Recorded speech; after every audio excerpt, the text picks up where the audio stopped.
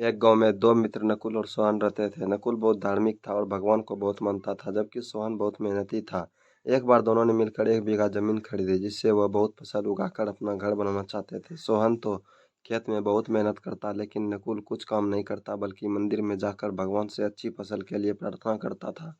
इसी तरह समय बीतता गया। कुछ समय के बाद खेत की फसल पककर तैयार हो गई, जिसको दोनों ने बाजार ले जाकर बेच दिया और उनको अच्छा पैसा मिला। घर आकर सोहन ने नकुल को कहा कि इस धन का ज़्यादा हिस्सा मुझे मिलेगा, क्योंकि मैंने खेत में ज़्यादा मेहनत की है। यह बात सुनकर नकुल बोला, नहीं, धन का ज़्यादा हिस्सा मुझे मिलना चाहिए, क्योंकि मैंने भगवान से प्रार्थना की है, तभी अच्छी फसल हुई। भगवान के बिना कुछ भी संभव नहीं है।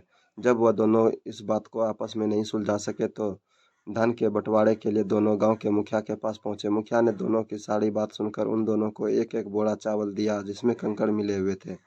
मुखिया ने कहा कि कल सुबह तक तुम दोनों को इसमें से चावल और कंकड़ अलग करके लाने हैं, तब मैं निर्णय करूंगा कि इस धन का ज़्यादा हिस्सा किसको मिलना चाहिए। दोनों चावल की बोरी लेकर अपने घर चले गए। सोहन ने रात भर जागकर चावल और कंकड़ को अलग किया, लेकिन नकुल चावल की बोरी को लेकर मंदिर में गया और भगवान से चावल में से कंकड़ अलग करने की प्रार्थना की। अगले दिन सुबह सोहन जितने चावल और कंकड़ अलग कर सका, उसको ले जाकर मुखिया के पास गया, जिसे देखकर मुखिया खुश हुआ। नकुल वैसी की वैसी बोरी को ले जाकर मुखिया के पास गया। मुखिया ने नकुल को कहा कि दिखाओ तुम कितने चावल साफ किए हो। नकुल ने कहा कि मुझे भगवान पर पूरा भरोसा है कि सारे चावल साफ हो गए होंगे। जब जब बोरी को खोला गया तो चावल और कंकड़ वैसे के वैसे ही थे।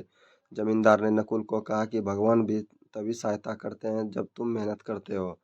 जमींदार ने धन का ज़्यादा हिस्सा सोहन को दिया। इसके बाद नकुल भी सोहन की तरह खेत में मेहनत करने लगा और सबकी अब की बार उनकी फसल पहले से भी अच्छी हुई। सीख इस कहानी दोस्तों, इस कहानी से हमें यह सीख मिलती है कि हमें कभी भी भगवान के भरोसे नहीं बैठना चाहिए। हमें सफलता प्राप्त करने के लिए मेहनत करनी चाहिए। धन्यवाद।